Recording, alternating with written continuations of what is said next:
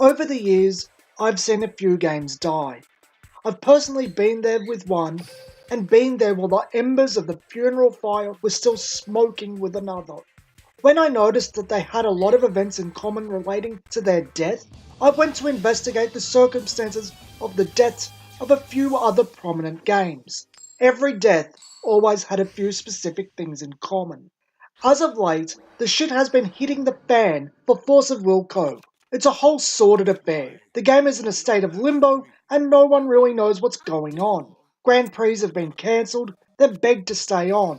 The game isn't being printed in Japanese anymore. Force of Will Co. doesn't exist anymore. The CEO, Eiji Shishido, was ousted before it closed, taking Jeff Finnegan with him. Then, Eiji Shishido and Jeff Finnegan came out with their My Will company, something we still don't even know the very nature of. It is a shit show. Then the spoilers started yesterday.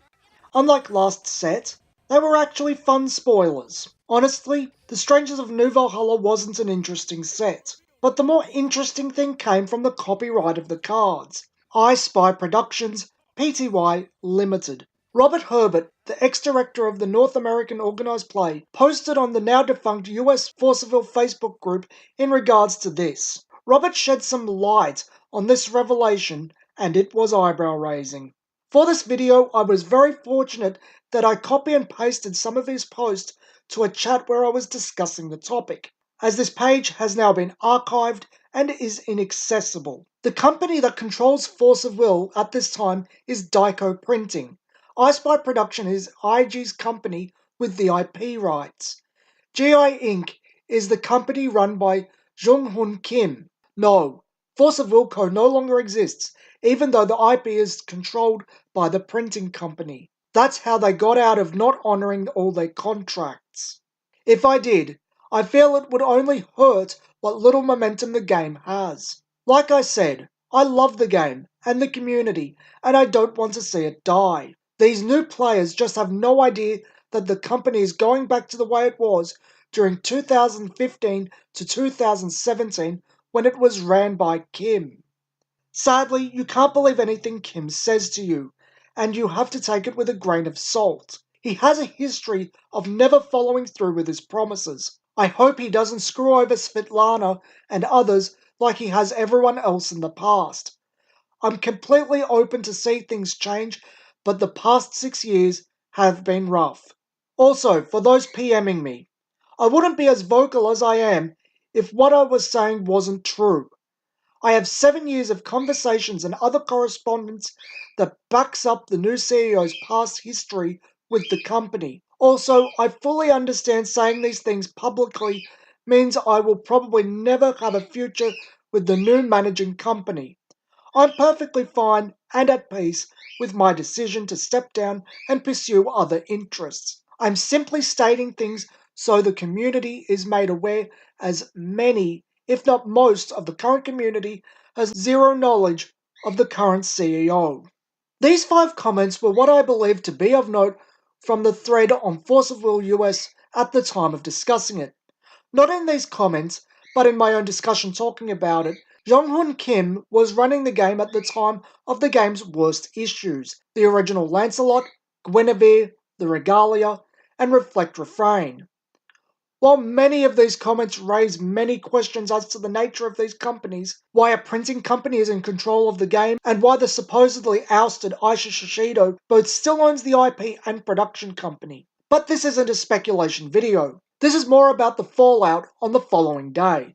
I said before that the Force of Will Facebook group was closed, as did the Force of Will Europe group. In their place is the new Force of Will global page, also by Robert Herbert. The page is being shared with the following comment. As part of an effort to move forward and unify the world, a community page has been created. This is also an attempt to allow those still committed to Force of Will an opportunity to move away from the group that has become flooded with inactive members, bots, and unnecessary negativity over the years. Please join and share with all your friends so we can connect with the world and move forward with this game we love and the players who love it too. This is written to sound good, but it's not all rainbows and sunshine. I want to go back to my opening, talking about what happens when a game dies. two events happen. The first is that the company goes silent as to new releases. The second is that people start asking questions. Dissent starts. The admins and YouTubers,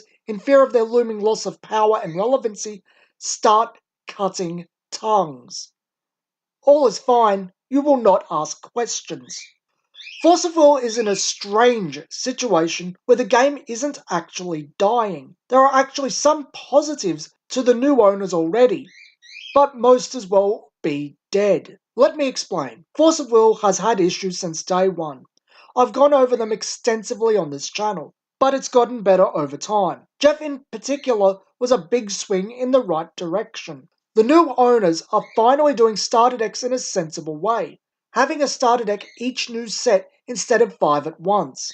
But at the same time, we already have Jong-Hoon Kim's track record. It caused nothing but problems and was likely designed to create problems. Jeff has said as much before. This is all in an effort to create sales. If he truly has control of the game again starting from the new cluster, all the goodwill Jeff has made is squandered even further than it was from the lack of availability of the new Valhalla starter decks that the new Valhalla cluster centered around.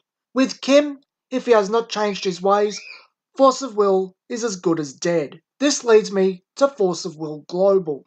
Force of Will Global, one day in, is accused of censoring dissent and has absolutely no discussion on the new companies controlling Force of Will. This is an important topic, especially the nature of them, as the actions they have carried out recently do not sound like a reputable company and are deliberately keeping their lifeblood in the dark. But the move to Force of Will Global, after it was openly discussed who has the reins of the game, their track record, in addition to the censoring, all leads me to one thing. The admins, some of whom are YouTubers, know exactly what trajectory the game is on. They know the person who led to the crash after the initial boom in the Grim cluster has the reins again. They know that the game was just recovering from a really bad place thanks to Jeff and his influence. Now the individual that caused the problems in the first place is back.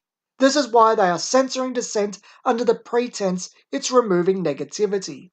To preserve the illusion all is okay and that the game is carrying on as per norm, when anyone could see this is not the case. These are the actions of people losing their grip on power, desperately clawing for it. They know time is short now, not because the game isn't continuing for the foreseeable future, but the health of the game is in very large doubt.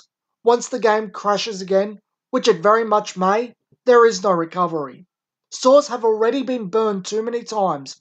Consumers are disenfranchised once again. Force of Will finally dies. The admins lose power and relevancy.